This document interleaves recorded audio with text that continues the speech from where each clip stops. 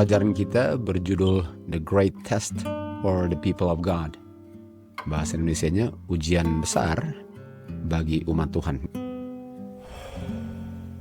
Jadi kita mulai di kutipan pertama. Katakan, Tuhan telah menunjukkan kepadaku, Mrs. White, dengan sangat jelas bahwa the image of the beast akan di-set up atau di-form atau dibentuk sebelum pintu kasihan ditutup, atau Daniel 12:1. Tadinya sebelum Daniel 12:1 ada ujian, dan ujian itu namanya the image of the beast. Dan the image of the beast ini adalah the great test, ujian besar bagi umat Tuhan, yang akan menentukan masa depan mereka, apakah akan hilang selama-lamanya atau akan masuk kerajaan surga dan tinggal di dalam semesta alam Tuhan untuk selama-lamanya. Jadi harus tembus ujian ini dulu sebelum kita dijamin masuk kerajaan surga. Dan kutipan melanjut di Wahyu 13, topik ini dengan sangat jelas ditulis, dan Miss White mengutip Wahyu 13 ayat 11-17 mengenai image of the beast ini. Lalu dikatakan setelah dia kutip Wahyu 13, khususnya 11-17, dia katakan inilah ujian yang umat Tuhan harus lewati sebelum mereka dimeteraikan. Nah, jadi kalau image of the beast sebelum tutup pintu, sementara image of the beast inilah ujian, dan harus ada ujian image of the beast dulu sebelum tutup pintu, artinya umat Tuhan harus tembus image of the beast, dan kalau tembus artinya dimeteraikan, lalu tutup pintu. Jadi urutannya ujian, dimeteraikan atau enggak, lalu tutup pintu. Jadi ini dia punya ilustrasi, the image of the beast ini, yang adalah ujian bagi umat Tuhan yang akan menentukan hilang atau selamatnya. Dan setelah itu, apakah dia terima meterai Tuhan atau dia terima tanda binatang. Adanya ujian image of the beast ini yang menentukan orang itu dimeteraikan atau menerima tanda binatang. Dan yang hilang menerima the mark of the beast sudah dilambangkan oleh garis-garis bodoh di Matius 25 ayat 10 waktu pintu tertutup dan mereka masih berada di luar pintu. Jadi inilah ujiannya. This is the great test for the people of God. Inilah ujian yang akan menentukan orang itu masuk kerajaan surga atau tidak. Jadi pertanyaannya, apa itu image of the beast? Yang kita sudah lihat tadi adalah ujian bagi umat Tuhan. Dan bagaimana ujian itu atau image of the beast itu dibentuk. Untuk kita tahu apa image daripada the beast dan bagaimana dibentuknya, tentu saja kita harus belajar apa itu beast-nya, yaitu kepausan. Artinya image of the beast adalah reproduction daripada kepausan. Artinya kepausan akan terulang kembali, bedanya terulang kembalinya kepada image-nya, bukan kepausannya, tapi rohnya sama. Jadi bagaimana image of the beast ini dibentuk? Dikatakan di sini, di saat gereja corrupted ya, dengan meninggalkan atau menolak Injil, gereja kehilangan roh dan power. Kita tahu gospel adalah power. Artinya kalau kita tolak gospel, kita tolak the power of God unto salvation. Dan agar mereka bisa control pikiran anggota-anggotanya, nah kalau mereka sudah kehilangan gospel, sudah kehilangan power, kita bisa lihat bahwa anggotanya pun tidak mengungkapkan gospel itu dalam kehidupan mereka. Dan tentu saja orang-orang gak tertarik lagi untuk masuk ke gereja karena gak ada kuasa gospelnya. Hanya kuasa gospel itu yang membuat orang tertarik untuk agama. Kalau gak ada kuasa gospelnya, tentu saja orang gak tertarik. Dan oleh sebab itu, kehadiran dalam gereja-gereja ini sangat menurun. Dan gereja sekarang kewalahan, dan bagaimana caranya untuk mereka bisa mengembalikan orang-orang yang nggak masuk gereja lagi. Mereka cari support daripada kuasa sekuler atau kuasa sipil.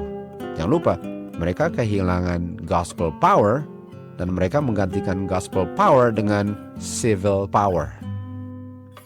Dan civil power ini akan memaksakan orang untuk masuk gereja dengan menggunakan kuasa civil power untuk menggantikan kuasa gospel power. Dan orang-orang akan dipaksa untuk masuk gereja karena gereja mendikte orang punya pilihan dengan memaksa orang untuk masuk gereja dengan kuasa sipil. Dan di saat mereka memaksakan itu dengan kuasa sipil, itulah image of the beast-nya. Sehingga mereka akan menganiaya orang-orang yang tidak mau mengikuti kuasa sipil yang memaksakan untuk bergereja pada hari yang mereka tentukan. Dan siapa image of the beast? Image of the beast adalah gereja-gereja Protestan di Amerika Serikat yang adalah image daripada kepausan, yaitu kuasa keagamaan yang menggunakan kuasa sipil untuk memaksakan orang berbakti pada hari yang mereka tentukan dan menyembah siapa yang mereka bilang mereka perlu sembah. Itu adalah image of the beast, dan begitulah dibentuknya dan siapa image of the beast-nya. Di Review and Herald December late 18 dikatakan akan tiba waktunya di saat hukum Tuhan akan ditiadakan di Amerika Serikat. Pemimpin-pemimpin bangsa ini menggunakan badan legislatif akan membuat undang-undang pemaksaan untuk berbakti hari Minggu. Dan dengan demikian umat Tuhan sekarang akan masuk satu masa yang sangat troublous time. Di saat negara Amerika Serikat menggunakan badan sipil, membuat undang-undang memaksakan hak pilih manusia sesuai dengan keinginan agama, dan memaksakan semua untuk berbakti hari Minggu, dan membuat undang-undang untuk menentang atau sengaja dibuat undang-undang terhadap orang-orang yang memelihara hari ketujuh, hari Sabat, hukum Tuhan akan disingkirkan dan negara ini telah murtad dari kebenaran dan akan mengalami kebinasan sebagaimana Mesir mengalami 10 tulah itu. Artinya badan agama akan menggunakan badan sipil untuk mengundang-undangkan hari Minggu. Itu image of the beast. Itulah image of the beast, dan inilah ujiannya yang kalau kita lulus, terima seal of God, atau kalau kita gagal, terima mark of the beast, tutup pintu, hilang selama-lamanya. Ini ujiannya. Di Desire of Ages dikatakan konflik terakhir daripada kontroversi antara setan dengan semua yang menurut akan hukum Tuhan akan menghasilkan semua yang takut akan Tuhan akan melihat semua earthly support di cut off. Semua kebutuhan jasmani manusia di cut off dari umat Tuhan. Kenapa? Karena mereka tidak mau melanggar hukum Tuhan dengan menurut hukum manusia. Lalu dikatakan mereka akan dilarang untuk beli dan jual. Dan akhirnya akan diundang-undangkan untuk mereka dibunuh. Nah sekarang pertanyaannya, apakah mereka bisa melanggar hukum manusia kalau hukumnya belum dibuat? Enggak. Artinya nomor satu harus ada hukum dulu yang dibuat. Dan hukum dibuat itu adalah image of the beast. Setelah itu umat Tuhan akan melanggar hukum manusia itu atau hukum image of the beast. Lalu setelah itu mereka akan di-forbid untuk beli dan jual. Lalu setelah itu mereka akan diancam dengan kematian. Jadi kita bisa lihat bahwa dia punya langkah-langkah meningkatnya intensitas penganiayaannya bertambah-tambah. Jadi mulainya dengan undang-undang hari Minggu, yaitu image of the beast. Tapi waktu dibuat undang-undang nggak ada punishment. Mulainya nggak ada punishment. Di saat umat Tuhan nggak mau menurut, baru ada punishment, yaitu nggak boleh jual dan beli. Dan akhirnya punishmentnya adalah diundang-undangkan untuk dibunuh. Jadi kita bisa lihat bahwa the image of the beast ini progresif. Dari nggak berat dia punya ancaman atau nggak ada ancaman sampai ancaman mati.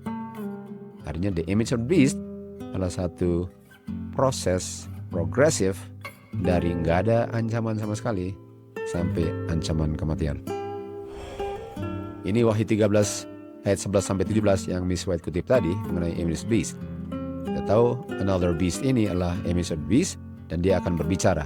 Berbicara itu buat undang-undang. Di saat dia buat undang-undang, image of the beast, dan undang-undangnya adalah undang-undang hari Minggu kan. Lalu sekarang dia akan memaksakan semua untuk worship the image of the beast, dan kalau nggak mau akan dibunuh. Dan di ayat 17 nggak boleh beli dan jual. Tapi Miss White tadi dia taruh, dia punya urutan ialah buat undang-undang, lalu nggak boleh beli dan jual, lalu ada ancaman mati. Itu dia punya progresif daripada gerakan image of the beast ini, kan? Tadinya kalian perlu tahu bahwa image of the beast ini mulainya dengan buat undang-undang dan berakhirnya dengan ancaman kematian. Progresif.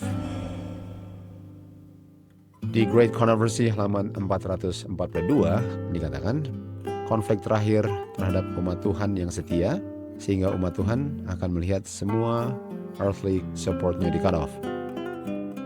Nomor 1, ada hukum yang dibuat dulu, lalu umat Tuhan tidak mau menurut hukum itu, lalu mereka dilarang untuk jual dan beli, dan akhirnya ada ancaman mati.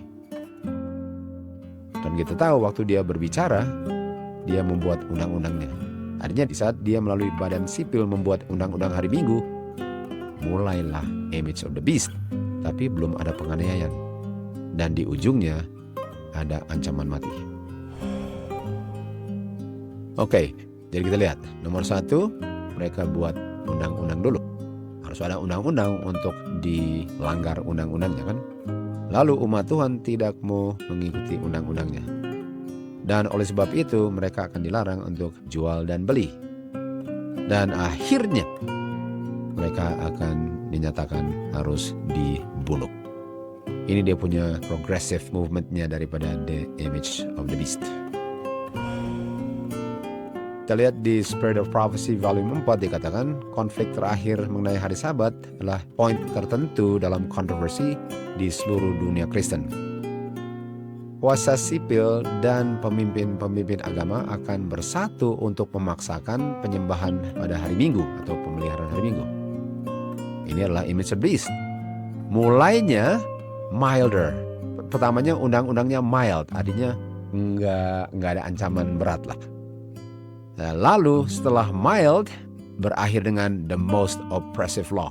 Jadi pertamanya nggak ada ancaman, tetapi akhirnya ada penindasan yang sangat keras terhadap umat Tuhan yang tidak mau menurut akan dijalankan. Tadi kita bisa lihat bahwa image of the beast ini progresif dari mild sampai most oppressive. Dan kita tahu most oppressive-nya umat Tuhan akan dinyatakan harus mati. Sebagian orang ini yang tidak mau menerima institusi gereja dan dunia ini tidak boleh ditoleransi mereka. Dan akhirnya akan di-decree bahwa mereka harus dibunuh. Sekarang mari kita lihat contoh daripada the increase in the severity kan. Jadi meningkatnya dia punya severe-nya, parahnya daripada undang-undang ini, di mana dia akan meningkat dari mild sampai most oppressive. Di Wahyu 14 ayat 8 dikatakan Babylon is fallen. Wahyu 14:8 ini adalah pertama kali setelah 1844 kita tahu dikumandangkannya malaikat kedua. Lalu Miss White memberikan komentar di Spiritual Gift, dikatakan saya mendengar malaikat yang lain yang mengatakan Babylon is fallen. Jadi Miss White mengutip Wahyu 14 ayat 8. Lalu dikatakan bahwa inilah malaikat kedua, dan malaikat kedua ini digabung kita tahu Summer 1844 dengan malaikat Midnight Cry yang mengatakan go ye out to meet him. Dan kita tahu ini terjadinya tahun 1844, mulainya spring waktu mereka tolak malaikat pertama, dan Midnight Cry di Summer 1844. Jadi ini zamannya Will Miller ini. Ini zamannya Will Miller. Okay? Dan waktu bilang is, itu present tense. Itu present tense. Artinya dia harus jatuh dulu baru dibilang Babylon is fallen. Karena nggak dibilang Babylon will fall, dibilang Babylon is. Jadi Babylon harus jatuh dulu baru dikabarkannya malaikat kedua. Itu sebabnya waktu mereka tolak malaikat pertama, Spring 1844, boleh dikatakan Babylon is fallen karena di saat itu mereka fall. Jadi nggak bisa dibilang sebelum mereka fall, Babylon is fallen. Kecuali sudah fall dulu baru dibilang Babylon is fallen, is fallen. Jadi nggak bisa dikabarkan sebelum dia fall. Karena dia punya tense adalah present tense. Di saat dia jatuh baru bisa dikabarkan. Sekarang kita ke Wahyu 18 ayat 2 dan 4 dan 5. Dan dia berseru dengan suara yang nyaring mengatakan Babylon the Great is fallen, is fallen. Lalu diikuti dengan ayat 4, dipanggillah umat Tuhan yang masih berada di Babylon untuk keluar dari Babylon. Bukankah ini mirip dengan malaikat kedua tadi? Yang tadi go out, sekarang come out. Karena dosanya sudah mencapai ke surga. Oke. Nah, apa perbedaannya? Apa perbedaannya dosanya sudah mencapai ke surga? Kalau kita mundur, di sini nggak dibilang dosanya sampai di surga. Artinya dosanya belum sampai surga atau cawannya belum penuh.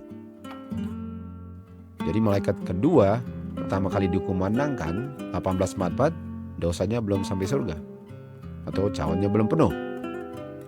Tapi di Wahyu 18 dosanya sudah penuh, cawannya sudah penuh. Di ayat 5 cawannya sudah penuh. Dan sekarang saya tanya, apa perbedaan Wahyu 14 ayat 8 punya Babylon dengan Wahyu 18:2 punya Babylon? Wahyu 14 ayat 8, Babylon is fallen, is fallen. 18:2, Babylon the Great is fallen, is fallen. Artinya great itu boleh katakan great fall-nya atau sudah jatuh sempurna. Artinya jatuhnya Babylon pun progresif. Nah, kalau jatuhnya progresif, artinya nggak bisa dong ujian image of the beast di 14:8.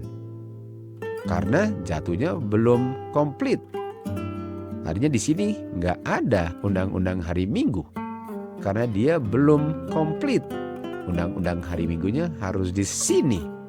Artinya di sini image of the beast-nya. Karena sudah komplit dia buat undang-undang hari Minggu. Bukan 1844. Walaupun sudah mulai jatuh 1844. Tapi jatuhnya sempurna di Wahyu 18 ayat 2. Kita baca di Great Controversy 389. Dikatakan kabaran malaikat kedua sesuai dengan Wahyu 14 pertama kali dikabarkan musim summer 1844 dan lebih berlaku bagi gereja-gereja di Amerika Serikat, di mana amaran penghakiman pada umumnya sudah dikabarkan dan pada umumnya sudah ditolak. Belum seluruh dunia, karena fokusnya di Amerika Serikat. Belum seluruh dunia. Di mana kemerosotan moral gereja-gereja sudah mulai kelihatan. Tetapi pekabaran malaikat kedua belum mencapai pengenapannya yang sempurna tahun 1844. Masih Babylon is fallen. Gereja-gereja sudah mengalami kejatuhan moral akibat mereka menolak terang daripada pekabaran kedatangan Tuhan Yesus ini. Tetapi jatuhnya Babylon dulu belum komplit. Karena mereka tetap nolak kebenaran yang diberikan kepada mereka, tetap ditolak terus sehingga mereka jatuhnya tambah lama, tambah jatuh. Belum bisa dikatakan Babylon sudah jatuh, tapi sudah mulai jatuh. Karena belum dia membuat seluruh bangsa minum anggur murka percabulannya. Dia belum membuat semua bangsa minum anggur percabulannya. Tetapi pekerjaan kemurtatan ini belum mencapai titik akhir sempurnanya. Itu yang kita baca. Jadi apakah image of the beast ini akan dibentuknya setelah komplit jatuhnya Babylon? Dan komplitnya itu ialah waktu gereja menggunakan kuasa sipil untuk membuat undang-undang yang bertentangan dengan 10 hukum, khususnya hukum keempat. Baru dikatakan Babylon the Great sudah jatuh, dan disitulah mulai the image of the beast-nya. Kita baca di Great Controversy dikatakan, Alkitab menyatakan bahwa sebelum kedatangan Tuhan Yesus, setan akan bekerja dengan kuasa, dengan tanda-tanda, dengan mujizat-mujizat palsunya, dengan menipu orang dalam unrighteousness yang tidak menerima atau tidak mencintai kebenaran. Mereka akan dibiarkan untuk tertipu dengan kuasa setan ini, sehingga mereka akan percaya yang bohong. Lalu Miss White mengutip 2 Tesalonika 2 ayat 9-11. Dikatakan, not until this condition, jadi harus mencapai kondisi ini dulu. Dan kondisi ini hanya tercapai kalau ada persatuan antara gereja dengan dunia atau sipil. Baru waktu dipenuhi gereja dengan dunia ini membuat undang-undang hari Minggu, barulah jatuhnya Babylon komplit. Dan perkembangan inilah perkembangan progresif, meningkat. Lebih dia jatuh, lebih mendekat komplit jatuhnya. Dan lebih dia jatuh, lebih dekat image of the beast-nya. Lebih dia jatuh, lebih dekat undang-undang hari Minggu yang dibuat oleh gereja melalui kuasa sipil. Dan penggenapan sempurnanya Wahyu 14:8, waktu Miss White tulis ini, masih di masa depan. Dan masih juga di masa depan kita, tapi sudah sangat dekat. Oke, itu sebabnya sangat progresif jatuhnya. Dan waktu mulai dia punya image of the beast, di saat jatuhnya sudah mencapai titik sempurnanya, image of the beast-nya pun progresif sampai ada undang-undang untuk membunuh umat Tuhan. Wahyu 18 menunjuk kepada waktu di mana hasil pekabaran malaikat pertama, kedua, dan ketiga di Wahyu 14:6-12 diberikan. Hasil menolaknya, gereja akhirnya mencapai titik jatuh sempurnanya yang tadinya dibilang di malaikat kedua. Dan di saat itu umat Tuhan yang masih berada di Babylon akan dipanggil keluar untuk berpisah. Bukan di sini semua orang dipanggil keluar. Ada yang sudah keluar, dan di pelajaran-pelajaran berikut akan dikasih tunjuk kapan keluarnya. Ini untuk memanggil orang yang masih ada di Babylon. Artinya ada umat Tuhan yang di luar Babylon yang memanggil yang masih di Babylon untuk keluar. Jadi bukan di sini baru panggil keluar umat Tuhan. Pekabaran ini adalah pekabaran terakhir yang akan pernah diberikan kepada dunia dan akan menghasilkan tujuannya. Lalu Miss White kutip lagi 2 Tesalonika 2:3 tadi kan? Lalu dibilang apa? Di saat jatuhnya sempurna, yaitu Wahyu 18, The Great Babylon, semua umat Tuhan yang masih berada di Babylon akan mendengar panggilannya dan akan keluar. Sekali lagi, ini mengatakan masih ada di situ. Dan yang memanggil keluar adalah yang sudah di luar. Tetapi masih ada di Babylon adalah kesempatan terakhir mereka untuk dipanggil keluar. Setelah itu habis. Oke, kita baca di Review and Herald December 6, 1862. Waktu Tuhan Yesus mulai public ministry-nya, dia membersihkan the temple dari dia punya sacrilegious profanation. Oke, mereka punya kekotoran lah. Dan dari antara pekerjaannya yang terakhir dalam ministry-nya, dia cleanse lagi tempelnya untuk kedua kalinya. Artinya dia cleanse tempelnya 2 kali. Awal ministrinya dan akhir ministrinya. Lalu Miss White connect dengan apa? Demikian juga pekerjaan terakhir amaran dunia atau memberikan amaran kepada dunia terdiri dari 2 panggilan yang berbeda untuk memanggil umat Tuhan di dalam gereja-gereja. Pekabaran malaikat kedua, Babylon sudah jatuh. Panggilan pertama, Wahyu 14. Dan seruan nyaring malaikat ketiga untuk memanggil umat Tuhan keluar adalah panggilan kedua dan terakhir. Karena dosanya sudah mencapai surga dan Tuhan mengingat dosa-dosa mereka. Sebagaimana Tuhan Yesus cleanse tempelnya 2 kali dalam ministrinya, dalam sejarah sejak 1844 ini, dalam Advent Movement ini, Tuhan panggil 2 kali juga. 14:8 dan 18:1, 2, 3, 4, 5.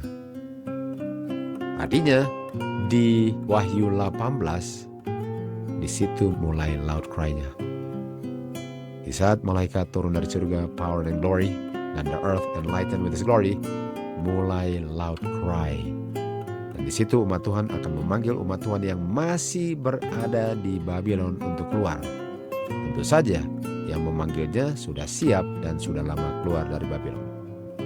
Tapi masih ada umat Tuhan di Babylon yang masih harus dipanggil keluar. Jadi jatuhnya Babylon mulainya 1844 dan Wahyu 18, 1, 2, 3, 4, 5. Dan di saat Wahyu 18 digenapi, mulai loud cry, oke? Artinya harus ada image of the beast dulu untuk umat Tuhan berseru loud cry. Kita akan lihat itu. Great Conversation 603. Saya melihat malaikat yang lain turun dari surga. Dan ini bicara tentang Wahyu 18 kan? Babylon the Great, ini the Great. Sudah komplit jatuhnya, fallen. Come out of her my people. Ini adalah loud cry. Dan loud cry dulu adalah midnight cry. Jadi di saat Wahyu 18 tiba, di zamannya William Miller, itu adalah Agustus 15, 1844. Midnight cry, pasangannya di akhir zaman adalah loud cry. Lalu kita lanjut kutipannya.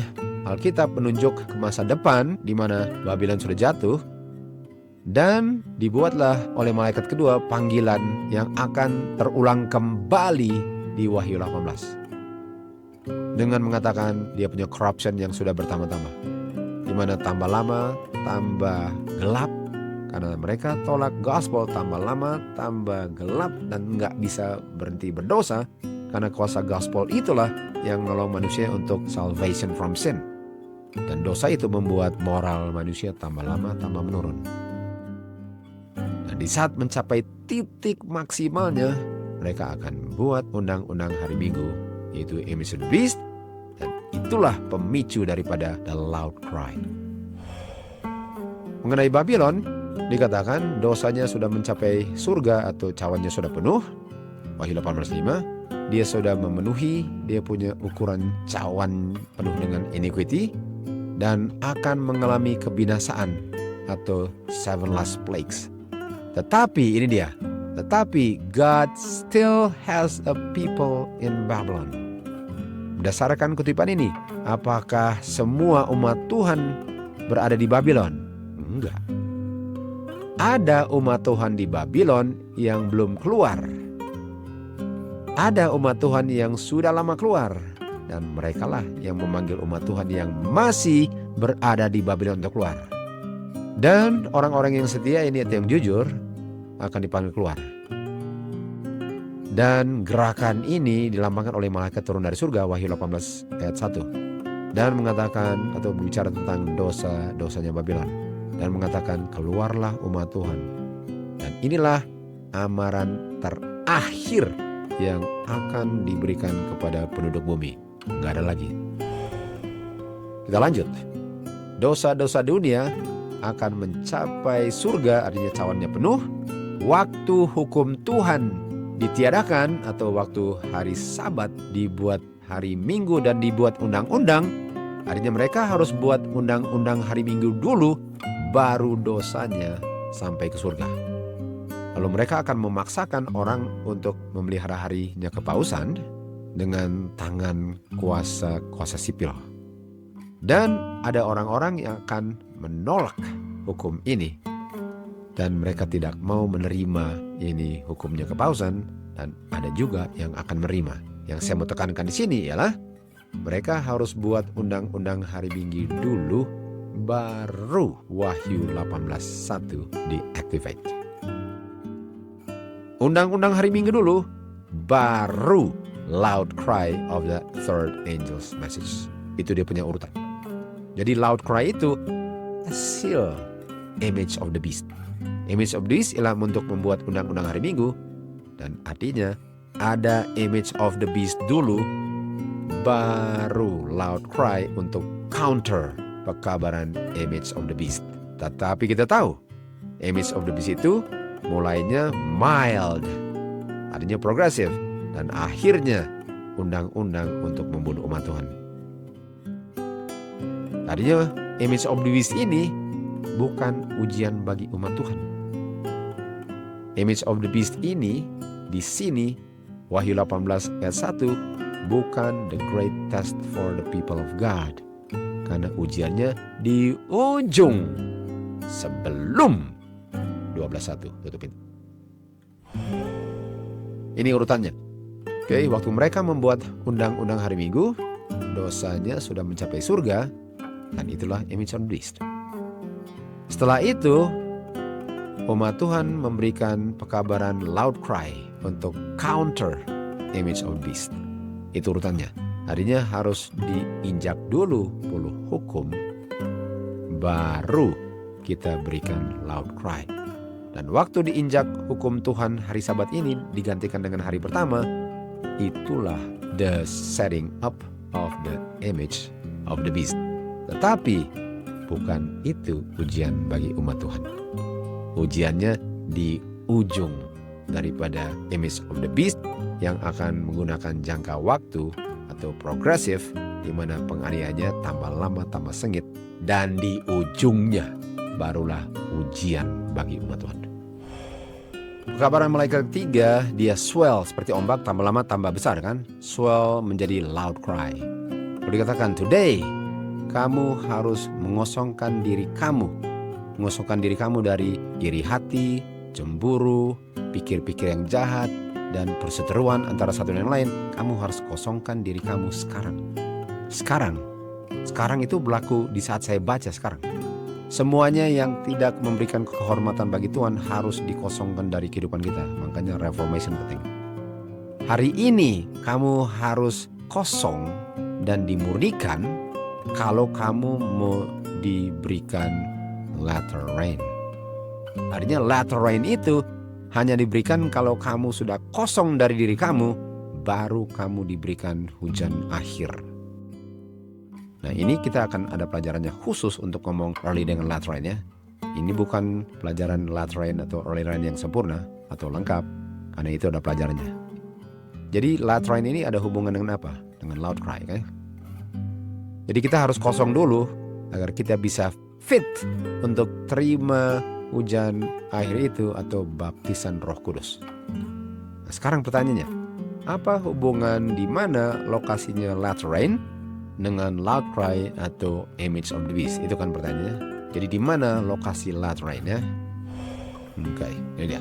Tidak seorang pun akan menerima meterainya Tuhan sementara karakter kita memiliki satu titik noda dosa. Kita nggak akan dimeteraikan kalau ada satu titik noda dosa. Kita harus memperbaiki dengan kuasa Tuhan tentu saja cacat karakter kita dan membersihkan jiwa kita dari setiap defilement. Lihat nih kata defilement. Kita harus membersihkan diri kita dari setiap defilement. Baru terima meterai. Oke, mari lihat kata defilement. Sini dia. Di sini dikatakan kita harus mengosongkan diri kita, dan untuk kita dipenuhi kita harus dipurify dari every defilement. Artinya latter rain ini akan diberikan bagi orang yang sudah kosong dari dirinya. Punya jealousy, envy, harus kosong dulu baru terima latter rain. Dan kalau sudah kosong, saya bisa terima apa? Latter rain. Nah, kita lanjut kali. Artinya kalau kita sudah kosong dari kita punya semua yang kotor, barulah terima latter rain, sebagaimana murid-murid di hari Pentecost terima early rain daripada sejarah gereja. Artinya kita harus tidak ada satu noda pun untuk terima latter rain. Ini 2:14 paragraf 2. Ini 2:16 paragraf 1. Lalu dibilang apa? Di saat undang-undang dijalankan, kita punya karakter yang sudah bersih, akan bersih selama-lamanya, akan tetap bersih selama-lamanya. Artinya sebelum terima latter rain sudah bersih dan akan tetap bersih untuk selama-lamanya setelah kita terima latter rain. Artinya latter rain itu diberikan kepada orang yang kosong, dan karena dia terima latter rain, dia akan bersih untuk selama-lamanya. Apa ini decree? Apakah ini decree undang-undang hari Minggu? Bukan. Inilah decree yang dikatakan, kamu unjust, tetaplah unjust. Kamu filthy, tetaplah filthy. Kamu righteous, tetaplah righteous. Kamu holy, tetaplah holy. Di saat dibilang itu di hari penghakiman, kamu nggak pernah akan kotor untuk selama-lamanya. Tetapi sebelum itu, saya harus terima latter rain. Dan sebelum saya terima latter rain, harus membersihkan setiap noda dosa dari dalam kehidupan saya. Apa hubungannya dengan loud cry? Apa hubungannya dengan loud cry? Baik. Sudah bisa lihat? Apakah ini judgment kalau gitu? Apakah ini judgment? Ditentukan hilang atau selamat. Katakan di sini, Tuhan menunjukkan kepada saya dengan jelas bahwa the image of the beast, church and state, dibuat undang-undang hari Minggu, akan dibentuk sebelum tutup pintu Daniel 21. Karena image of the beast adalah ujian besar bagi umat Tuhan yang akan menentukan masa depan kekekalan mereka, mati atau hidup. Inilah ujian yang harus dimiliki, harus ditembus, harus lulus untuk dimeteraikan. Nah, waktu ngomong meteraikan, artinya saya dimeteraikan setelah saya lulus ujian image of the beast. Artinya saya harus lulus ujian image of the beast baru dimeteraikan. Kalau orang terima seal of God, artinya dia lulus ujian image of the beast. Dan dia akan lulus ujian image of the beast dan dimeteraikan karena dia tembus. Dia punya decree yang mengatakan yang righteous tetap righteous. Artinya di judgment saya akan dinyatakan saya terima seal of God. Tetapi seal of God itu harus tembus image of the beast test. Jadi Tuhan telah tunjukkan kepada saya, Miss White, image of the beast adalah ujian sebelum tutup pintu. Dan untuk saya terima seal harus tembus image of the beast. Lalu dikatakan sini, nggak ada orang yang akan terima seal kalau masih ada apa? Noda dosa. Artinya yang terima seal harus kosong dari diri, terima hujan. Dan yang terima hujan latter rain itu yang akan tembus image of the beast, lalu dinyatakan kamu just, righteous selama-lamanya. Nah, pertanyaannya, apa hubungan dengan a loud cry? Saya harus kosong dari diri dulu, baru terima latter rain sebagaimana di hari Pentecost. Jadi loud cry, Pentecost itu sama dengan loud cry. Artinya saya harus kosong diri dulu dari kotoran efek dosa, baru terima the latter rain. Dan latter rain ini ada hubungan dengan loud cry. Artinya sebelum loud cry saya harus bebas noda dosa. Dan waktu dibilang Day of Pentecost, ini Day of Pentecost. Dan Day of Pentecost ini ada hubungan dengan apa? Ada hubungan dengan loud cry. Kalau dulu Pentecost, akhir zaman namanya loud cry. Artinya kita ganti ini dengan apa? Loud cry. Artinya saya harus terima latter rain. Dan untuk terima latter rain harus tidak ada satu noda dosa dalam jiwa saya. Baru saya terima latter rain dan saya berikan the loud cry setelah dibentuk image of the beast. Tetapi itu baru mulai dia punya loud cry, yaitu mulai dia punya image of the beast. Belum ada penganiayaan. Kita lanjut lagi. Untuk menerima seal of God harus bersih dari setiap cemar. Dan kalau bersih, baru terima latter rain, baru berikan loud cry. Banyak orang gagal terima hujan awal. Mereka mengharap atau berharap untuk menerima latter rain untuk memenuhi early rain yang mereka gagal untuk terima. Nggak bisa. Kamu nggak akan terima latter rain kalau nggak terima former rain atau early rain. Jadi mereka harap untuk terima latter rain untuk menebus nggak terima early rain-nya. Lalu dikatakan apa? Di saat latter rain dicurahkan, mereka harap untuk menerimanya. Mereka membuat satu kesalahan yang sangat besar. Karena nggak bisa mereka terima latter rain kalau nggak pernah terima early rain. Hati mereka harus dikosongkan dari every defilement dan di cleanse dan harus diisi dengan Roh Kudus. Melalui pengakuan dosa dan tinggalkan dosa dengan sungguh-sungguh berdoa dan mengabdikan dirinya sepenuhnya kepada Tuhan, murid-murid mempersiapkan untuk menerima Roh Kudus dengan sepenuhnya di hari Pentecost untuk kita hari loud cry. Yang mereka buat sebelum Pentecost perlu kita buat sebelum loud cry. Artinya untuk dibersihkan ini adalah early rain. Artinya waktu saya bersih dulu dari early rain baru dapat latter rain. Jadi bagaimana saya mau dapat latter rain kalau masih kotor diri saya? Artinya orang yang sudah bersih terima latter rain yang mengabarkan loud cry. Nah, kita belum loud cry. Apakah sekarang kita perlu early rain? Dan early rain ialah membersihkan dari setiap titik noda dosa berdasarkan mata penglihatan God, bukan manusia. Karena kalau enggak, kita enggak akan bisa dimeterai. Enggak boleh kita melalaikan untuk menerima grace dari hujan awal. Hanya mereka yang terima awal dan maju terus akan menerima hujan akhir. Kecuali kita maju terus tiap hari, waktu latter rain dicurahkan, kita nggak akan terima karena kita masih penuh dengan noda dosa. Kira-kira orang yang kotor ini bisa mengabarkan the loud cry dengan full of power? Nggak bisa. Yang saya mau tekankan, latter rain itu adalah untuk kita kabarkan loud cry. Tetapi sebelum terima latter rain untuk kabarkan loud cry, kita butuhkan early rain untuk membersihkan setiap noda dosa kita yang harus berlaku sekarang. Karena kalau enggak, kita akan menerima tanda binatang walaupun kita nggak mau. Sini dikatakan, tidak seorang pun akan menerima seal, kecuali di cleanse dari every defilement. Baru latter rain fall. Artinya nggak ada yang terima seal kalau nggak terima nggak terima early rain.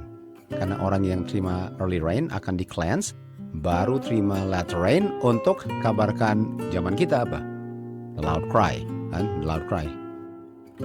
Nah, inilah murid-murid sebelum hari Pentecost di John 20:22, waktu Tuhan Yesus mengembuskan nafasnya dan memberikan Roh Kudus, dia memberikan beberapa tetes sebelum hari Pentecost. Dan beberapa tetes ini melambangkan early rain yang Jimmy tanya tadi, kan? Inilah dia punya early rain dan inilah dia punya latter rain untuk memberikan pekabaran di hari Pentecost atau untuk kita latter rain. Dan latter rain itu adalah apa? Undang-undang hari Minggu berdasarkan gereja kerjasama dengan Kosis Sipil. Ini dia, kan? Oke, sekarang kita mau lihat dia punya chart ya. Oke, kalian akan lihat sini. Oke.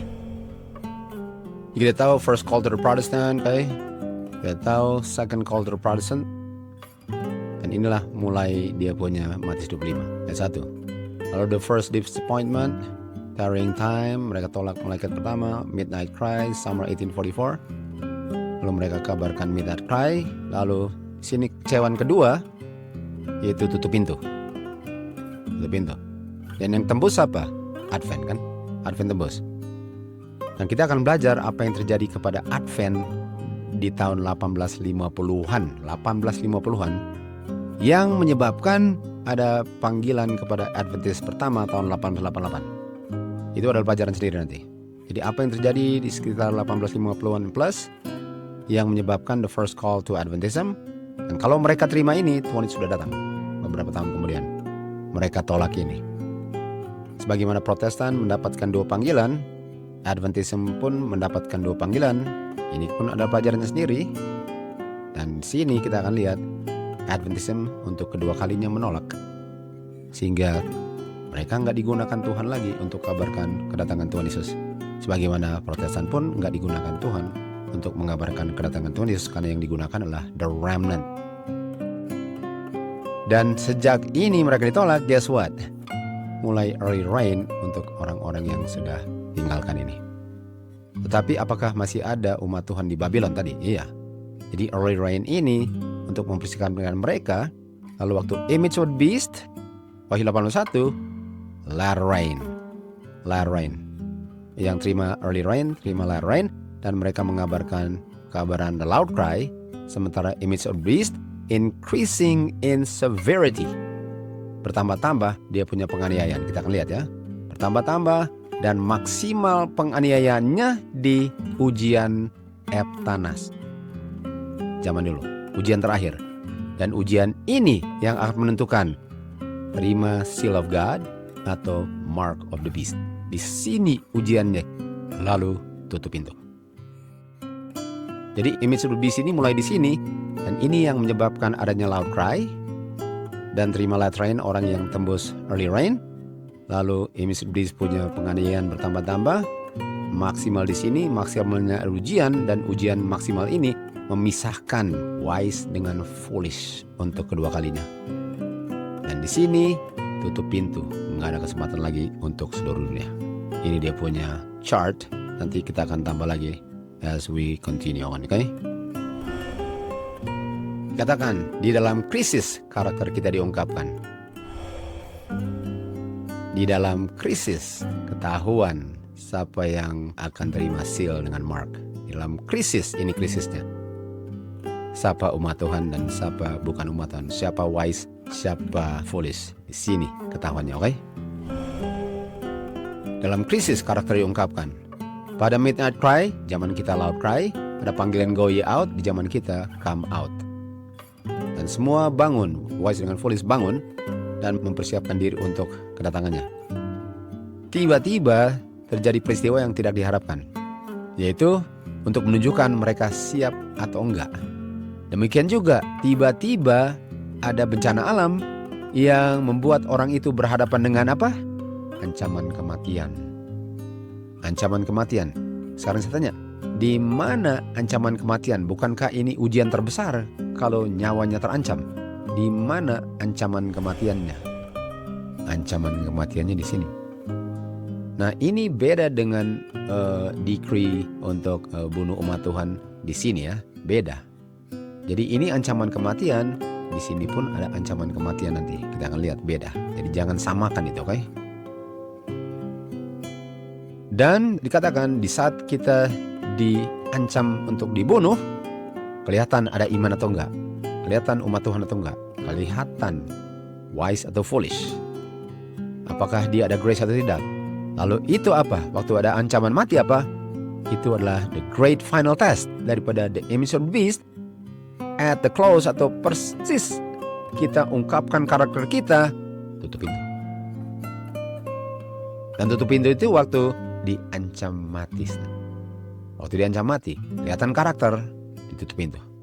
Ini image of the beast ini adalah ujiannya sebelum kita di seal. Artinya kita harus diuji dulu, siap mati atau enggak, baru di judge kita. Kita punya karakter apa kan? Baru di judge berdasarkan krisis. Dan hasil judgment itu dimeteraikan atau ditanda binatangkan. Tuhan telah menunjukkan kepada Miss White dengan jelas bahwa the image of the beast akan dibentuk sebelum pintu kasihan tertutup. Betul. Image of the beast ini mulainya kapan? Sebelum latter rain.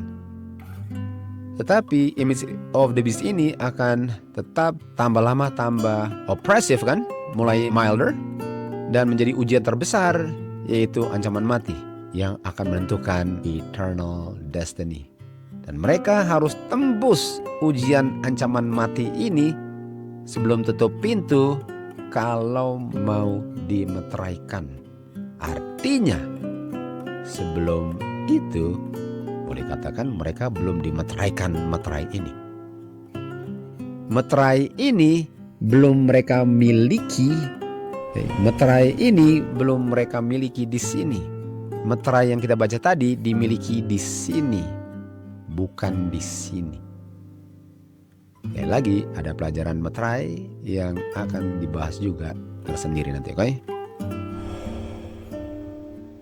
Di saat Tuhan Yesus datang dalam kemuliaannya dan seluruh malaikat bersama dengan dia akan duduk di tahta kemuliaannya dan dia akan memisahkan. Mana dia memisahkannya? Dia akan memisahkan satu dari yang lain. Waktu Kristus duduk di Bukit Zaitun, dia menggambarkan kepada murid-muridnya peristiwa yang akan terjadi di hari penghakiman. Di hari penghakiman. Dan di hari penghakiman itu mereka punya eternal destiny ditetapkan. Tunggu, di mana kita lihat kata eternal destiny? Di image of the beast great test. Artinya, di saat kita lihat image of the beast great test sebelum tutup pintu, sebelum dimeteraikan, apa itu? Judgment Day. Judgment of the living. Judgment of the living untuk menerima seal atau mark. Artinya harus ada ujian dulu, baru masuk judgment of the living, baru terima mark atau dia punya seal. Lihat ini, in the judgment, eternal destiny kita ditentukan. Sementara eternal destiny tadi di mana? Ujian mark of the beast. Artinya kita punya judgment terjadinya, lihat. Kita tahu Sunday law di sini. Early rain, lalu latter rain. Ini image of the beast. Dan image of the beast akan increase in severity. Lalu sampai di sini maksimal dia punya severity. Dan di sini ancaman mati. Lalu apa yang akan terjadi setelah ancaman mati? Apa yang akan terjadi setelah ancaman mati? Judgment of the living. Judgment of the living yang akan menentukan terima seal atau terima mark of the beast. Jadi judgment of living bukan di sini. Judgment of living di sini. Setelah ujian, harus ujian dulu baru dijudge. Ini belum diuji. Di sini artinya di sini judgment of living untuk semua orang di seluruh dunia serentak. Tutup pintu semua. The image of the beast adalah ujian yang menentukan destiny setiap orang sebelum di-seal. Dan sebelum di-seal harus ada apa dulu? Harus ada loud cry, harus ada ujian, harus ada judgment, baru di-seal. Ini the test image of the beast. Image of the beast ini adalah ujian bagi orang-orang yang memberikan the loud cry. Lalu ancaman mati sebelum tutup pintu. Lalu judgment of living berdasarkan tembus atau tidak ujiannya yang menentukan terima the seal or the mark of the beast. Finish. Tutup pintu. Oke. Nah, sekarang kita ke loud cry of the third angel's message.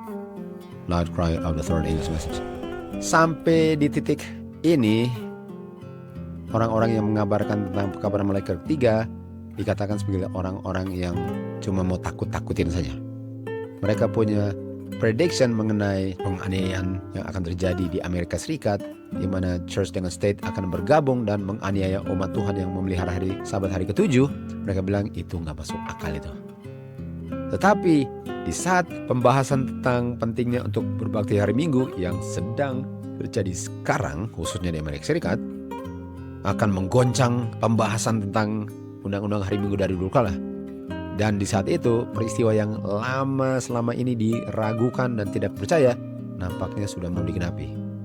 Dan itu adalah pekabaran malaikat ketiga akan ada efeknya di saat mereka lihat mulai digenapi apa yang selama ini sudah dinubuatkan dari buku-buku yang dibagikan, khususnya di buku The Great Controversy. Lalu kita lanjut. Demikianlah, dengan cara seperti itulah pekabaran malaikat ketiga akan dikabarkan. Lalu as the time comes, jadi apa time-nya? Apa waktu yang tiba? To be given with great power, artinya di saat image of the beast dibentuk, itu time-nya come, sehingga menghasilkan loud cry. Tuhan akan bekerja melalui umat Tuhan yang merendahkan diri dan menuntun mereka yang mengabdikan diri mereka sepenuhnya kepada pelayanan Tuhan. Itu God call his people kan. Ini umat-umat Tuhan. Artinya Tuhan ada umatnya. Dan inilah syaratnya untuk menjadi gereja Tuhan ini.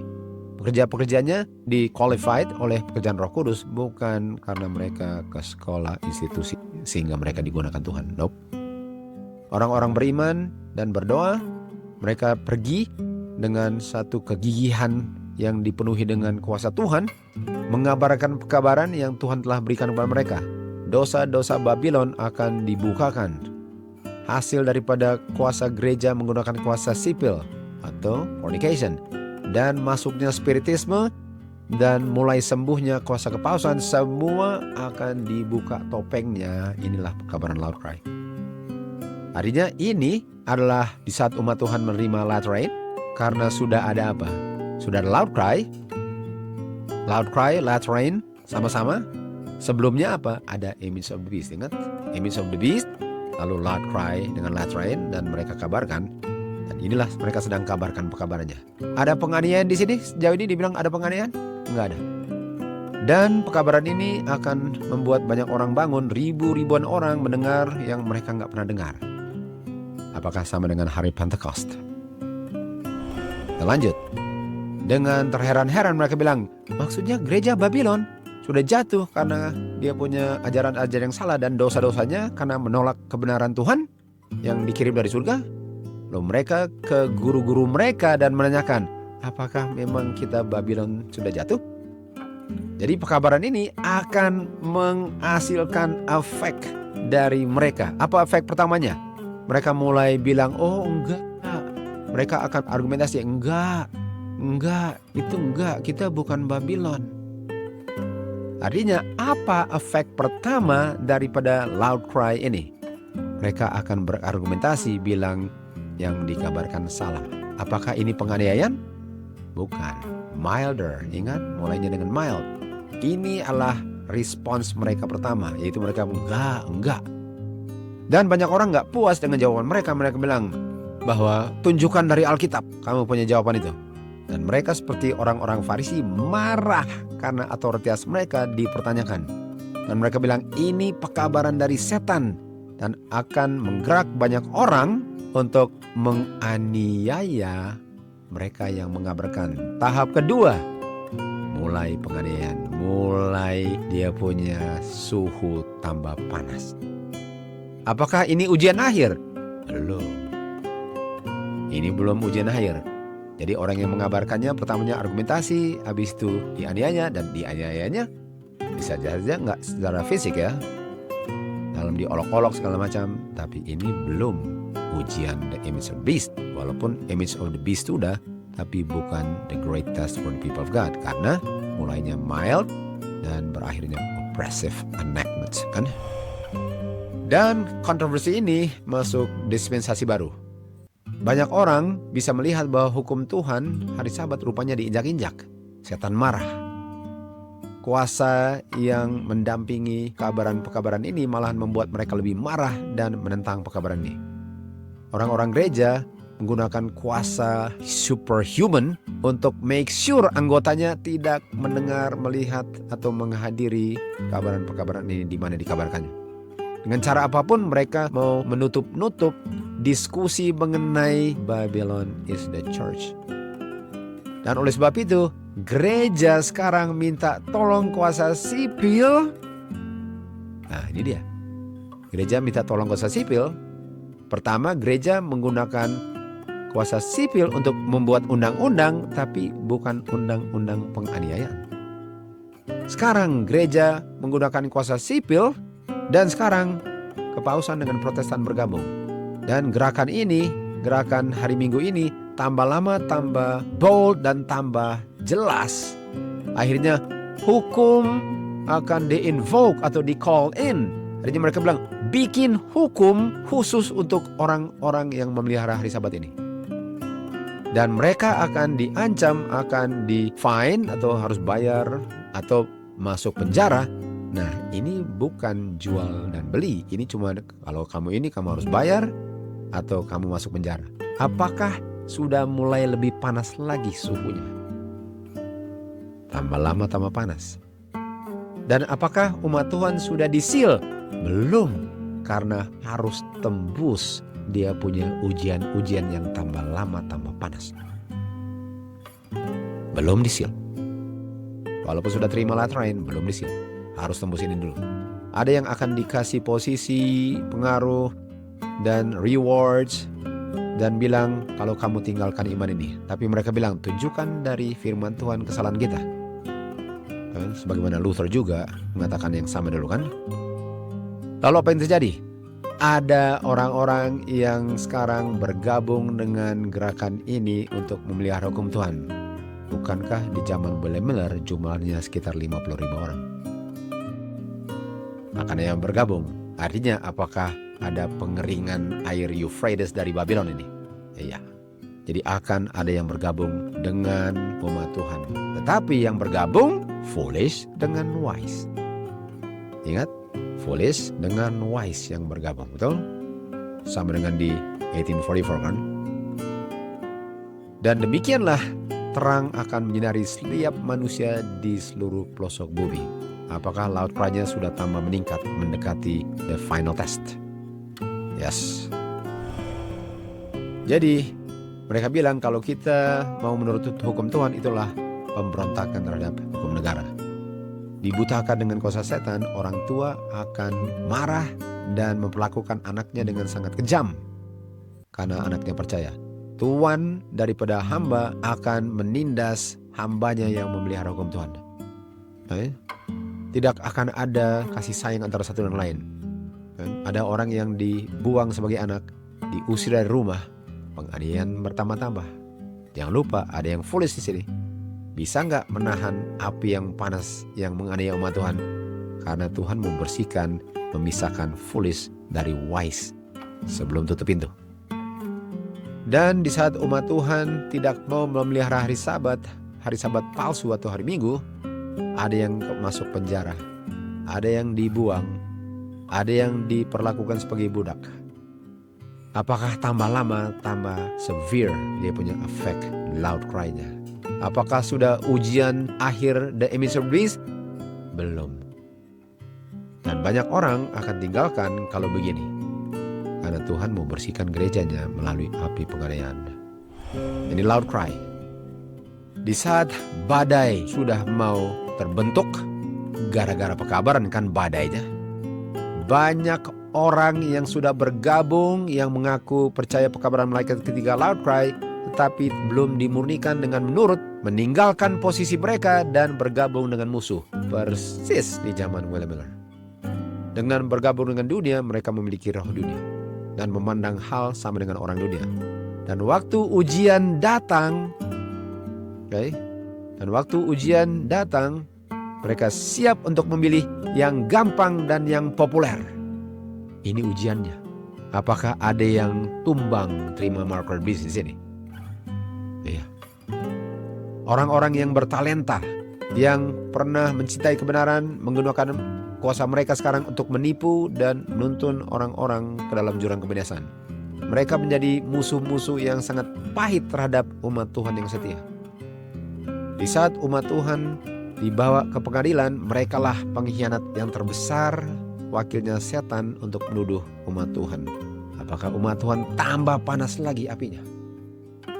Dengan saksi-saksi palsu.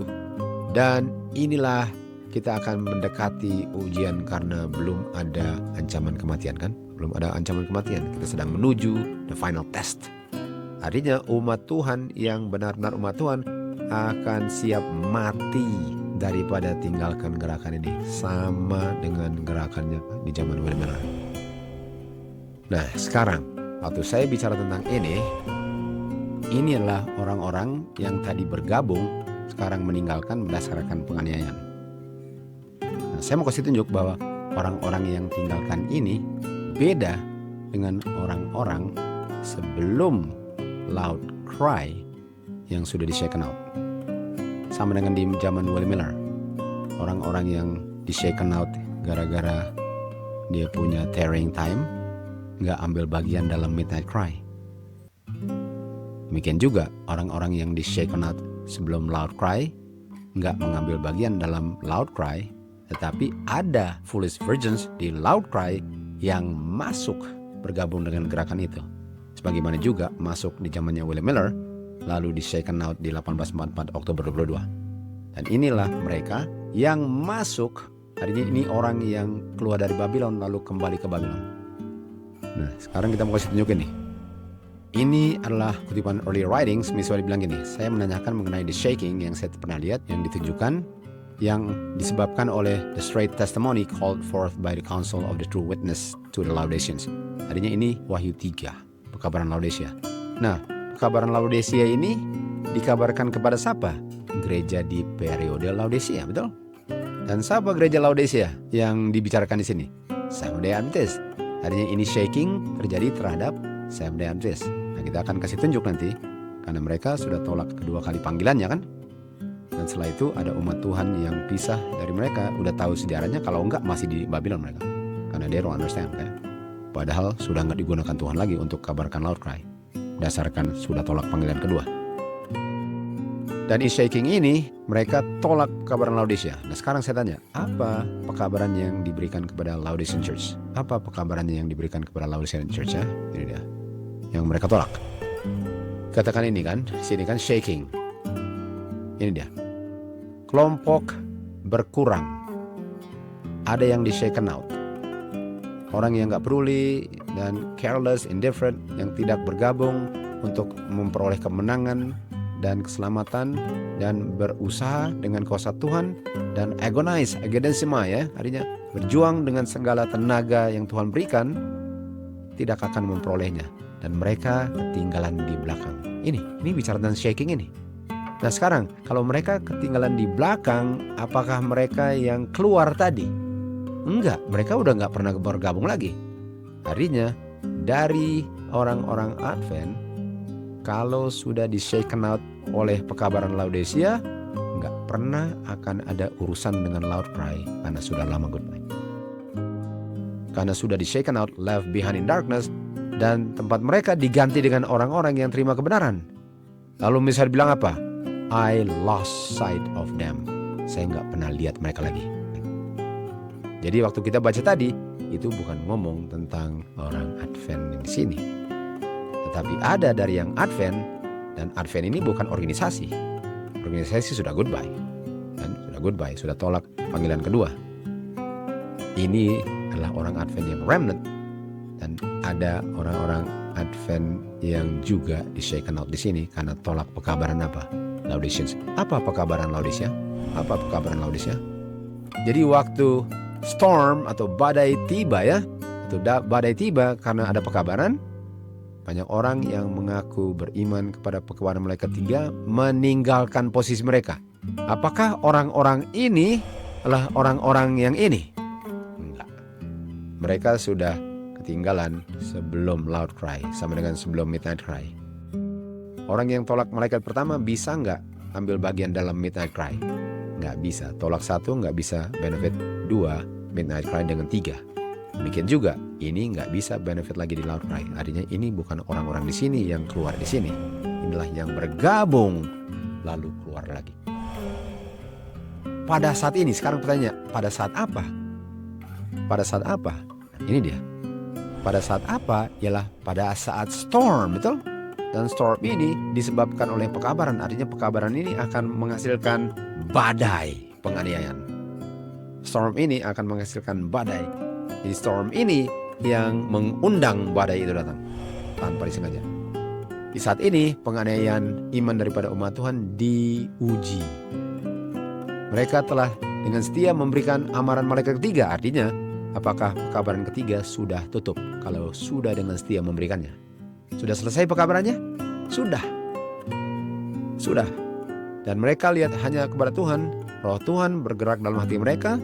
Dan waktu mereka mengabarkannya, mereka nggak memperhitungkan konsekuensinya, dianiaya atau enggak. Dan menjaga reputasi atau kehidupan mereka, enggak. Mereka nggak pikirkan itu. Namun waktu badai penganiayaan tiba, ada beberapa, bukan semua, yang sangat overwhelmed dengan apa yang mereka hadapi. Dan mereka bilang apa? kalau kita lihat penganiayaan seperti ini, kita nggak pernah akan buka mulut kita. Mereka lah yang tinggalkan baris. Mereka adalah the foolish virgins yang gak tembus api penganiayaan, ujian yang sedang mereka hadapi untuk menerima the seal of God. Maka kita baca, mereka bilang kalau kita tahu seperti ini penganiayaannya, kita gak pernah buka mulut kita. Artinya apakah sadis banget ancamannya kalau mereka bilang begitu, right? Dan apa yang terjadi? Mereka diancam dibinasakan. Apa ini? Mati. Dan di saat mereka diancam mati, ada yang tinggalkan gak mau mati, dan ada yang lebih baik mati. Sementara itu ujian imannya yang akan mendatangkan the close of human probation. That's the image of the beast, which is to be the great test for the people of God before they are sealed for eternity. Situ dia. Kembali ke sini. Di sini shakingnya Laodicea yang Advent sudah tolak panggilan kedua. Lalu tentu saja karena mereka tolak Wagner dengan Jones punya righteousness by faith, orang-orang banyak di sini akan sadar, wow, kok mereka tolak, mereka keluar. Kok mereka tolak, keluar. Tapi dari yang di sini yang sudah tolak ini, okay, gara-gara ini, kalau mereka tidak terima early rain, mereka nggak akan tembus. Mereka di shaken out, shaking tadi. Dan yang tembus adalah yang terima latter rain. Dan waktu kabarkan latter rain akan bergabung banyak orang lagi, sehingga ada wise dengan foolish lagi. Dan yang foolish akan diancam untuk dibinasakan, dan mereka tinggalkan gerakan itu, sisanya murni the wise virgins. Lalu ujian itu menghasilkan apa? Ujian itu menghasilkan apa? Judgment of the living. Dan judgment of living itu hasilnya apa? Terima seal atau the mark of the beast. This is the great test before the probation close and image of the beast, okay? And that's the judgment of living. Nah, mari kita lihat tentang judgment of living. Dikatakan gereja periode Laodikia, suam-suam kuku akan dimuntahkan. Karena mereka bilang mereka kaya, berlebih-lebihan, dan tidak membutuhkan satu apapun. Sementara mereka nggak tahu mereka melarat, malang, miskin, buta, dan telanjang. Dan mereka, gereja Laodikia ini, periode Laodikia dibilang apa? Beli iman. Karena melalui iman kamu dapat righteousness. Dan kamu akan ada spiritual discernment. Artinya, kalau menolak pekabaran Laodicea, sama dengan menolak righteousness by faith, sama dengan menolak 1888 panggilan pertama, dan menolak panggilan kedua, sama dengan menolak pekabaran Wagner dengan Jones, dan finish. Untuk menolak Laodicean message ialah untuk menolak pekabaran righteousness by faith yang dikabarkan Wagner dengan Jones 1888. Ini dia Wagner Jones. Tuhan dalam kemurahannya mengirim the most precious message kepada umatnya melalui Wagner dan Jones. Pekabaran ini meninggikan Kristus korban untuk dosa pada seluruh dunia. Dia mempersembahkan justification through faith sebagai kepastian keselamatan kita dan mengundang kita untuk terima righteousness by faith-nya Kristus yang diungkapkan dalam menurut semua hukum Tuhan. Tuhan mau memberikan dia punya righteousness yang kalau mereka terima, mereka akan kabarkan ke seluruh dunia. Dan seluruh dunia akan terima hujan akhir dan Tuhan Yesus akan datang. Artinya, waktu 1888 mereka tolak, Tuhan kasih kesempatan berikutnya. Mereka tolak, finish. Sebagai badan SDA, finish. Sebagaimana Protestan berakhir, SDA pun berakhir. Sekarang harus keluar dari SDA, remnant, berdasarkan terima nggak righteousness by faith. Dan yang terima righteousness by faith, terus kabarkan loud cry. Dan yang di shaken out sebelum loud cry adalah the foolish yang gak pernah ambil bagian dalam loud cry. Lalu digabung lagi dengan orang dari luar, lalu diuji lagi. Akhirnya sisanya yang murni, siap untuk masuk time of trouble. Tetapi sebelum itu, mereka harus diuji, dijudge, lalu diberikan apa? The seal of God. Tahun 1888, karena mereka tidak mau tinggalkan mereka punya preconceived opinions atau PCI dan menerima kebenaran adalah kenapa mereka pekabaran Wagner dengan Jones ditolak di Minneapolis 1888. Dan setan berhasil untuk membuat umat Tuhan tidak menerima hujan akhir. Yang kalau mereka terima hujan akhir, mereka akan mengabarkan loud cry sebagaimana murid-murid Pentecost. Dan karena ditolak, dunia pun tidak menerimanya sehingga Tuhan Yesus tidak bisa datang. Lalu habis itu mereka tolak lagi kedua kalinya. Tetapi akan ada remnant yang akan menerima pekabaran ini, yang belajar banyak dari tulisan Wagner dengan Jones untuk mengetahui pekabaran yang ditolak oleh Adventist mulai 1888. Dan akan ada revival di antara umat Tuhan dasarkan Righteousness by Faith yang ditulis Wagner dan Jones dan pioneers yang lain dan Miss White. Dan melalui gerakan ini, inilah movement, akan terima latter rain, early rain, dan akan dibentuknya image beast, dan akan mengabarkan loud cry, dan akan tembus the great test, dan akan dimeteraikan dan masuk time of trouble, siap dijemput hidup-hidup kalau enggak mati syahid sebelum tutup pintu. Ini dia, sini sudah shaken out. Di sini shaken out lagi gara-gara ujian terakhir. Dan inilah judgment of the living. Ini menentukan 5 seal atau the mark of the beast. Ingat kita belajar tentang Zechariah punya vision mengenai Joshua dengan angel yang akan terjadi the closing up of the great day of atonement. Artinya Joshua dengan angel terjadinya di sini. Judgment of living. Judgment of living. Zakaria 3 kan? Judgment, di mana Zakaria dikenakan jubah. Dan jubah itu melambangkan dia dimeteraikan. Dia sudah terima latrain, tapi melambangkan, kita tahu kan, kita belajar bahwa dosanya diberikan kepada scapegoat kan, itu dia. Tapi itu pelajaran lain. Ini dia kan, Zakaria 3, Joshua high priest, kan? Lalu bilang apa? Dia dijubahi jubah yang kotor, disingkirkan jubah kotornya, lalu dia punya iniquity jubah kotor digantikan dengan ini. Ini melambangkan dia di seal, karena dia sudah terima latrain. Kalau kita lihat dia punya waymark ya. Oke, jadi akan ada judgment. Ini Zakaria punya ujian. Ini Zakaria, dia dimeteraikan dan nggak pernah akan berdosa selama-lamanya. Jadi sekarang kita di mana? Sekarang kita di sini. Dan setiap hari kita yang menuju ke sini. Apakah kita di cleanse setiap hari? Pertanyaannya. Kita nggak akan di cleanse kalau kita nggak tahu persoalan kita, lalu di-cleanse persoalan kita tanpa sepengetahuan kita. Kita harus tahu apa persoalan kita untuk di-cleanse. Dan waktu di-cleanse, terima latrain, kabarkan, penganiayaan bertambah-tambah, ancaman mati, ujian akhir, judgment of living, semoga kita terima the seal of God.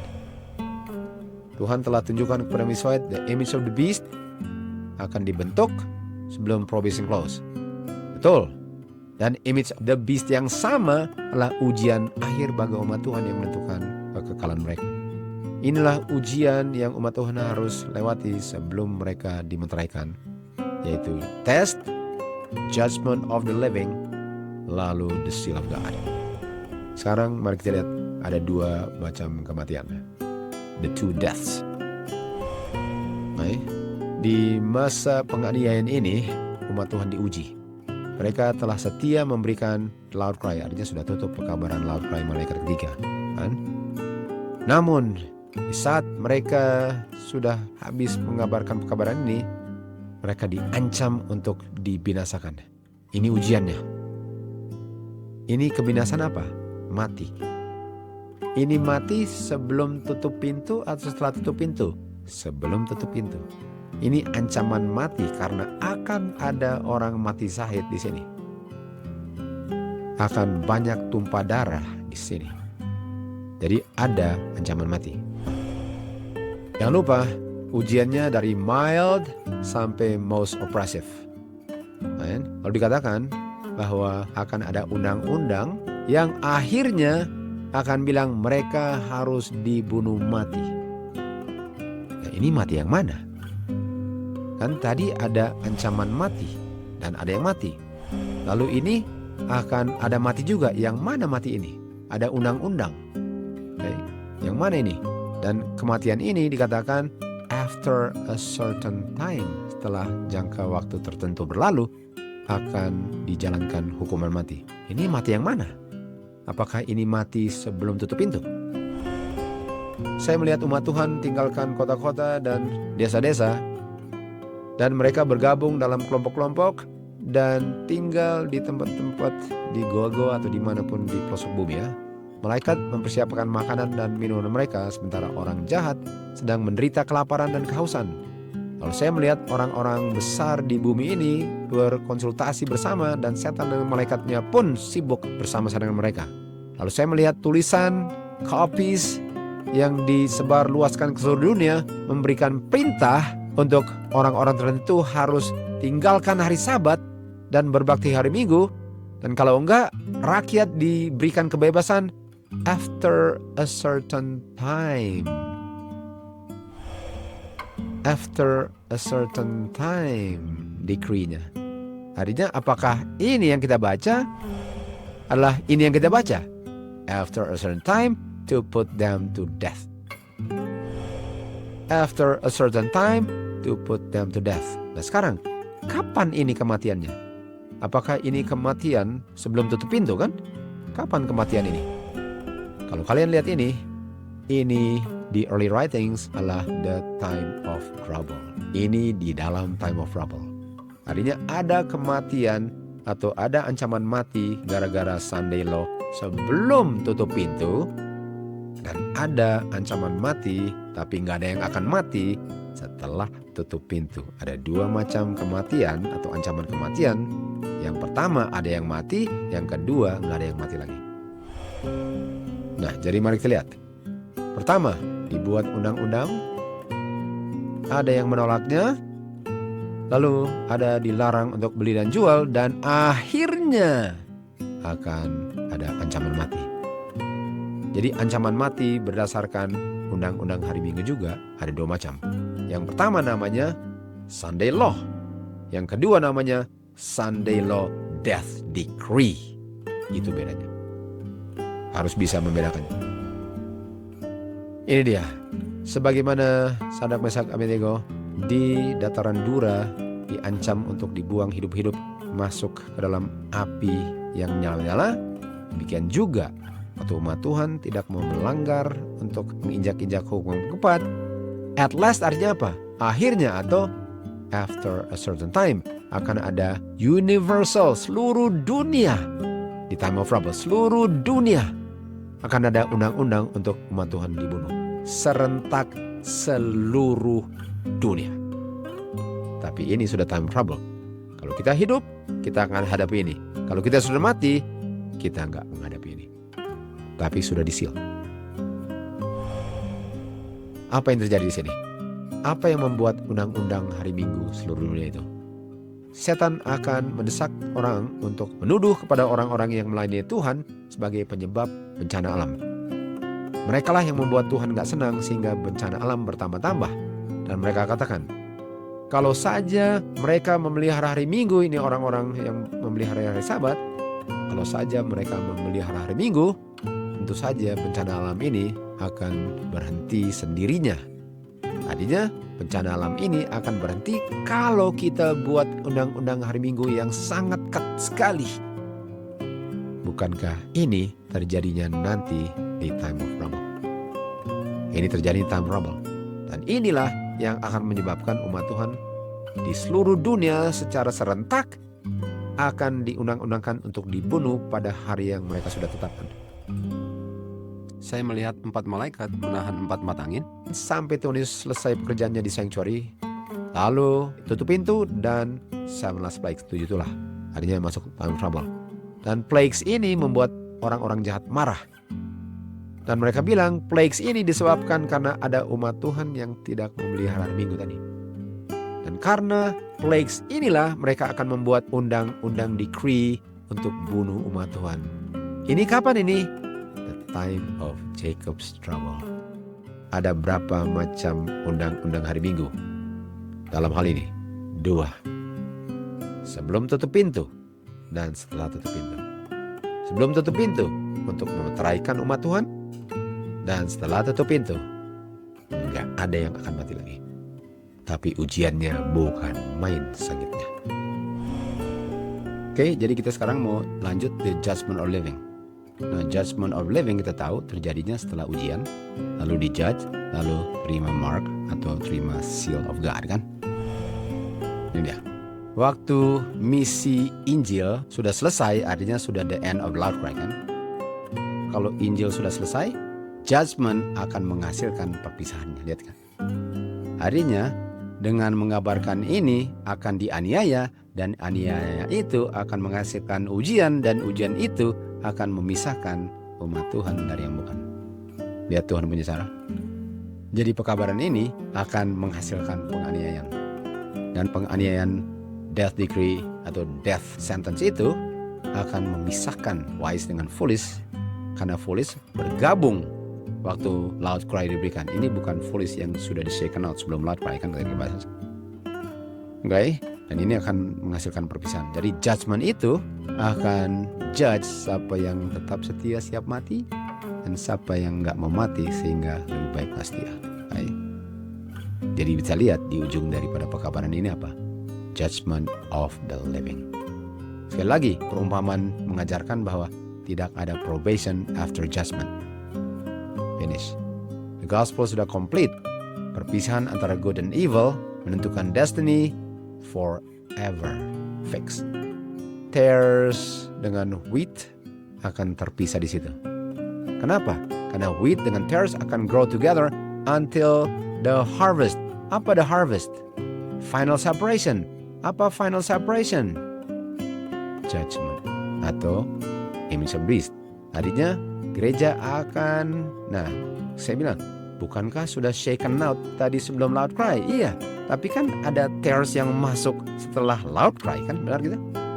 Ada tares yang masuk, kan? Artinya tares dengan wheat akan jalan terus di loud cry, karena ada yang bergabung tares, kan?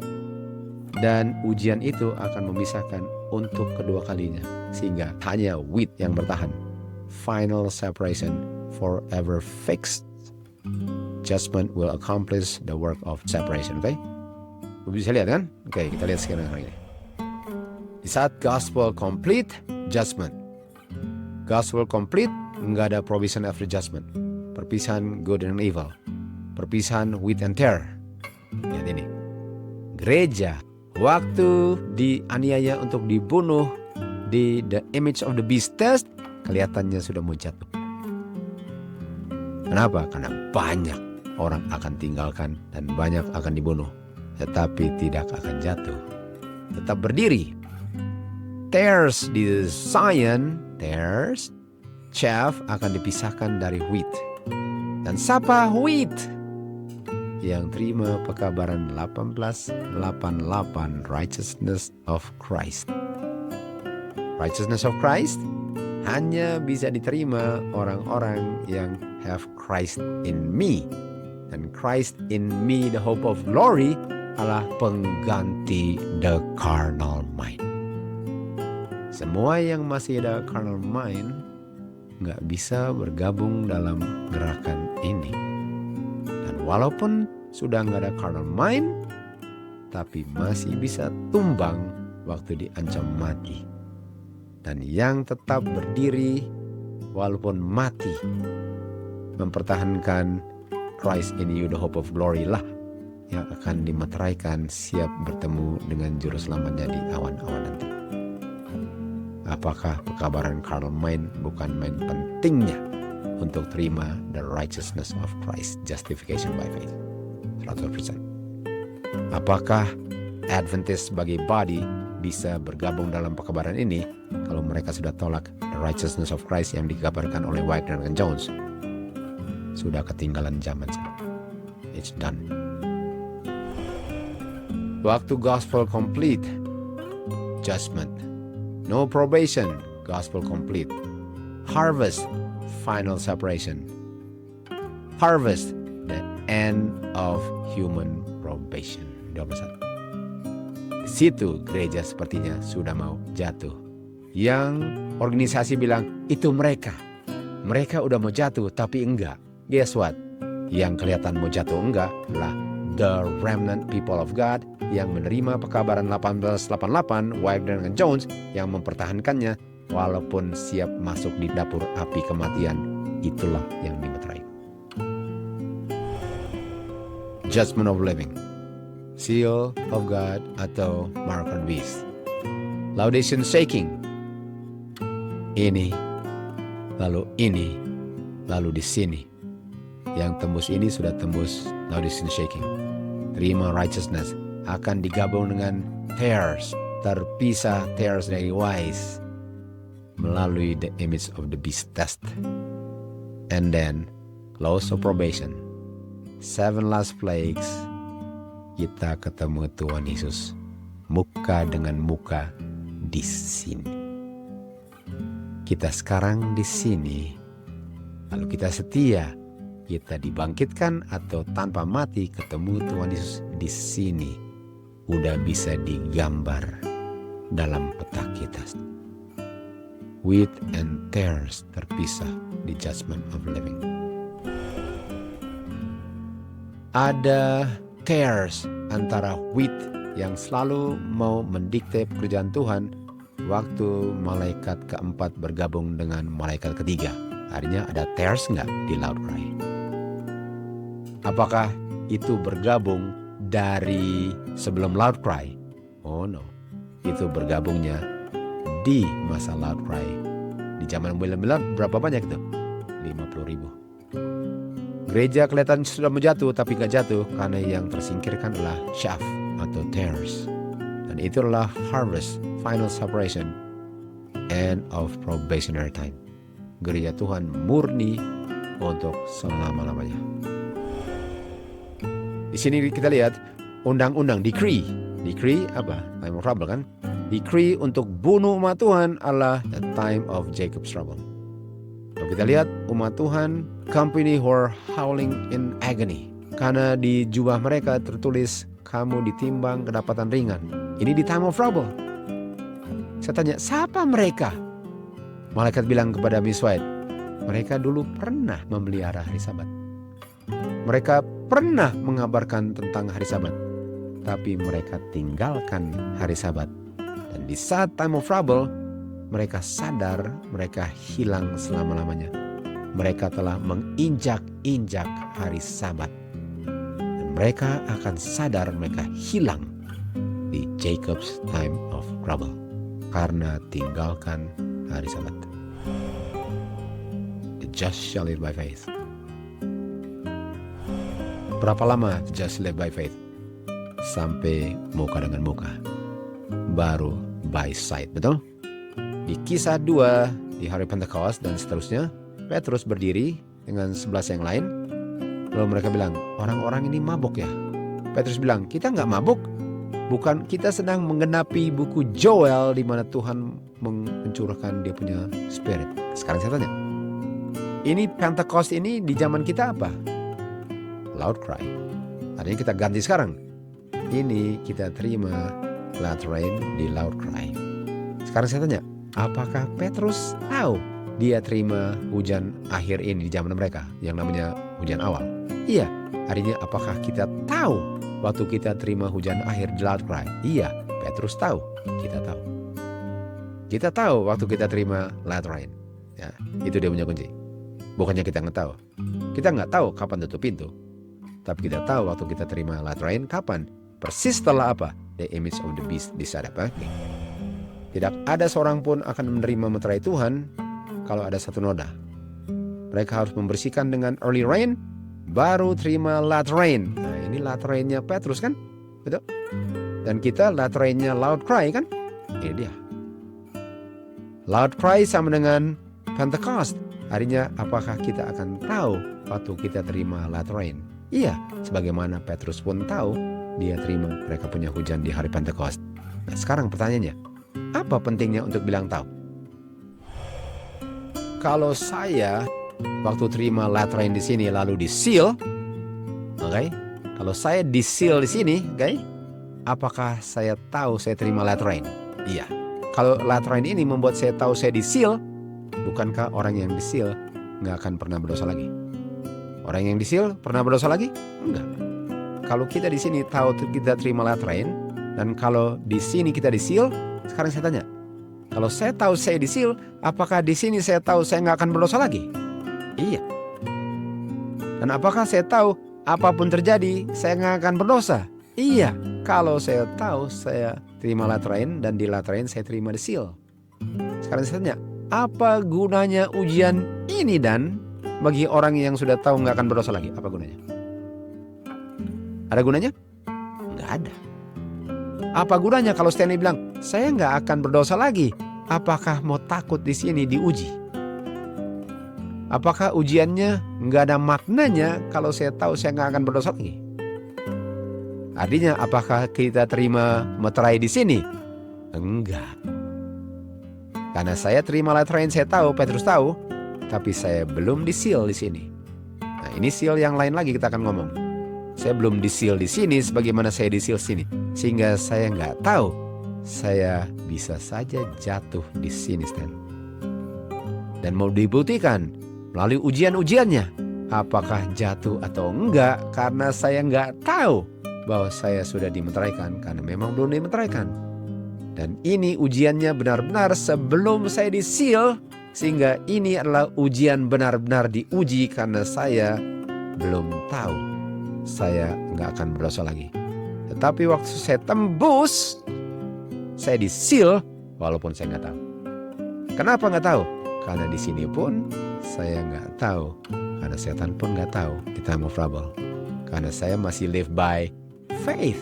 Kalau saya sudah tahu nggak akan berdosa lagi, saya nggak perlu live by faith. Kalau nggak live by faith, silakan sampai lihat wajah Tuhan Yesus, baru live by sight. Artinya, the just shall live by faith. Dari sini sampai ketemu Tuhan Yesus by faith. Judgment or living, tetap by faith. With and tears, tetap by faith. Orang tanya, bukankah kamu tahu sudah masuk time trouble? Enggak. Kenapa? Karena dia punya calamities kayak ombak, tumpang tindih. Kita nggak tahu sudah masuk time of trouble. Tiba-tiba ada ancaman mati. Dan kita akan berseru siang dan malam karena diancam mati. Tetap live by faith. Dan waktu suara Bapa terdengar, wajah Tuhan Yesus kelihatan, kita tahu kita selamat. The just shall live by faith. Ini Pentekosnya, betul? Ini dia. Oke. Di time of trouble, setan mempengaruhi orang-orang jahat dan mereka mengepung umat Tuhan untuk membinasakan di time of trouble. Tetapi setan tidak tahu bahwa kita punya dosa sudah diampuni di samping nama kita di surga. Setan tahu nggak sudah judgment of living di time of trouble? Sudah? Enggak. Kita pun nggak tahu, guys. Kita pun nggak tahu karena kita harus live by faith. Waktu setan mempengaruhi Esau untuk bunuh Yakub, demikian juga orang jahat di time of trouble mau membunuh umat Tuhan. Dia melihat malaikat mengelilingi umat Tuhan dan dia mengambil kesimpulan bahwa dosanya sudah diampuni, tapi dia nggak tahu bahwa buku mereka sudah ditutup dan mereka sudah di-seal. Setan pun tidak tahu. Makanya dia mau goda, padahal God sudah seal umat Tuhan. Jadi sekarang mau bikin apa? Ini pertanyaannya. Apa yang saudara sedang lakukan di saat kita harus melakukan persiapan untuk time of trouble?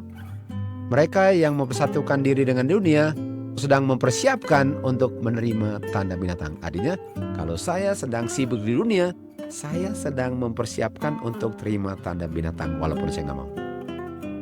Mereka yang tidak percaya diri merendahkan diri mereka di hadapan Tuhan dan memurnikan jiwa mereka dengan menurut sedang menerima dan mempersiapkan the seal of God. Artinya kita jangan percaya diri, percaya Tuhan, iman. Harus rendah hati, jangan sombong. Harus menurut untuk dibersihkan di saat undang-undang apa ini? Undang-undang apa tadi katanya? He that is unjust, he that is holy. Di saat undang-undang bilang dia yang murni, dia yang kotor, tetaplah demikian, karakter mereka akan tetap murni dan tidak bernoda untuk selama-lamanya di hari judgment. Kita nggak tahu. Setan pun nggak tahu. Sekaranglah waktunya untuk mempersiapkan diri. Meterai Tuhan nggak pernah akan diberikan di dahi mereka yang tidak murni. Tidak pernah akan ditempatkan di dahi orang-orang yang ambisi, orang-orang yang cinta dunia. Nggak pernah akan ditempatkan di dahi orang-orang yang tukang bohong dan hatinya penuh dengan kelicikan. Semua yang menerima meterai Tuhan harus kedapatan tanpa satu noda di hadapan Tuhan, kandidat surga. Majulah, saudara-saudara. Yesaya bilang, saya hanya bisa tulis dengan singkat poin-poin tertentu ini, hanya untuk menunjukkan kepada kamu pentingnya untuk mempersiapkan diri. Selidikilah firman Tuhan dan ketahuilah kebenarannya untuk dirimu sendiri, supaya kamu mengerti badai seperti apa yang kita akan hadapi. Peristiwa-peristiwa khususnya Iran, Israel, dan Amerika Serikat, salah satu peristiwa yang akan membuat global collapse, yang ada hubungannya dengan tutup pintu dan pekerjaan persiapan yang harus kita lakukan sekarang. Dan besok sekarang, lusa bilang sekarang, gak ada waktu yang bisa dibuang. Sudah jelas dipersembahkan, tambah jelas lagi dengan pekabaran ini. Banyak orang gak ngerti penting dari pekabaran ini, seakan-akan gak pernah mereka dengar. Karena setan mau merampas impresi yang kalian dapat dari pekabaran ini. Sehingga di time of trouble, kalian sadar waktu sudah terlambat.